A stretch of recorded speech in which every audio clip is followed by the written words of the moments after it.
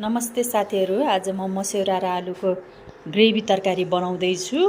अब यसलाई चाहिँ मस्यौरा अथवा सोयाबिन पनि भन्दछन् र यसको चाहिँ म ग्रेभी तरकारी बनाउँदैछु। हेर्नु होला, मैले चाहिँ यसमा तेल हालिसकेँ। तेल तात्दै गरिसकेपछि मैले यसमा सोयाबिन पहिला भुट्छु। यो सोयाबिनलाई चाहिँ म हल्का ग्रेभी रातो जस्तो बनाउँछु। यो सोयाबिन हालिसकेपछि चाहिँ म यसलाई एकछिन चलाउँदिनँ, किनकि त्यो हाल्नासाथ चलायो भने चाहिँ टाँसिन्छ। त्यही भएको कारणले गर्दाखेरि चाहिँ मैले यसलाई चाहिँ एकछिन छोडिदिन्छु अनि मात्रै म यसलाई चलाउँछु। ल साथीहरू, यतिको भयो मेरो चाहिँ यो मस्यौरा। अब म यसलाई खनाउँछु अनि खनाएर अनि त्यस पछाडि आलुहरू फ्राई गरेर अनि त्यसपछि मात्रै मस्यौरा हाल्छु।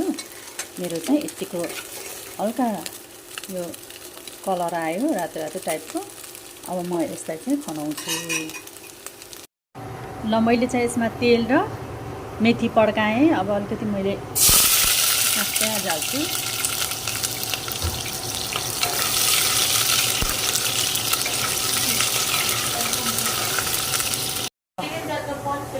यसमा अब मैले आलु हालेँ।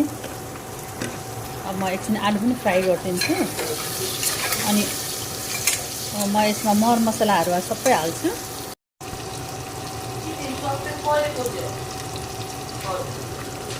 खोर्सानीको धुलो,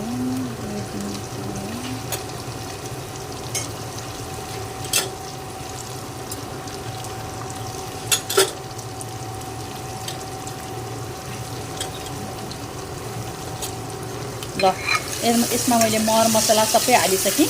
अब मैले चाहिँ मिक्सरमा पिनेर राखेको लसुन अदुवाको पेस्ट र टमाटर हाल्छु।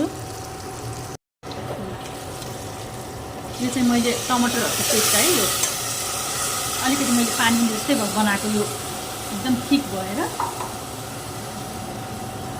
ल एकछिन चाहिँ म यो मसलालाई मजाले पकाउँछु अनि मात्रै मैले यसमा चाहिँ मस्यौराहरू हाल्ने गर्दछु। हेर्दै गर्नु होला। ल यो चाहिँ मेरो एकछिन छड्कियो। अब म यसमा चाहिँ एकछिन मसला पाकुन् ज्यालसम्म पकाउँछु अनि त्यस पछाडि मस्यौरा हालेर एक सिटी जति लगाउँछु होला है। ल मैले यसमा यतिको यो मसला पाकिसकेपछि यसमा पानी पनि सुक्न लाग्यो। अब म यसमा अघि नै भुटेर राखेको मस्यौरा हाल्छु।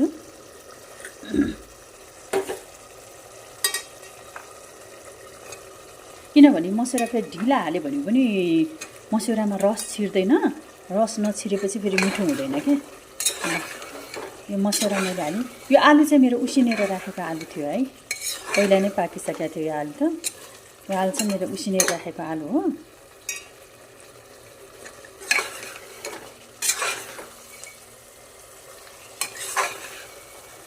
कतिले अब सोयाबिन पनि भन्नुहुन्छ है, हामी चाहिँ मस्यौरा नै भन्छौँ पहिल्यैदेखि।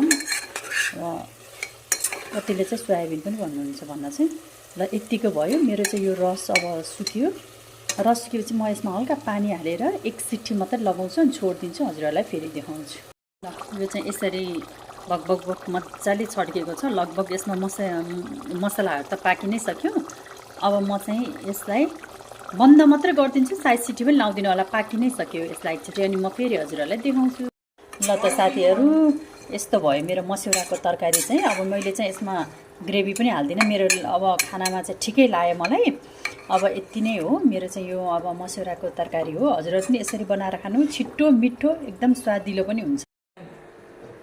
ल यो चाहिँ मेरो अब फाइनल लुकै हो। त्यहाँ अलि मैले अँध्यारो आएको भएर मैले नगरेको। ल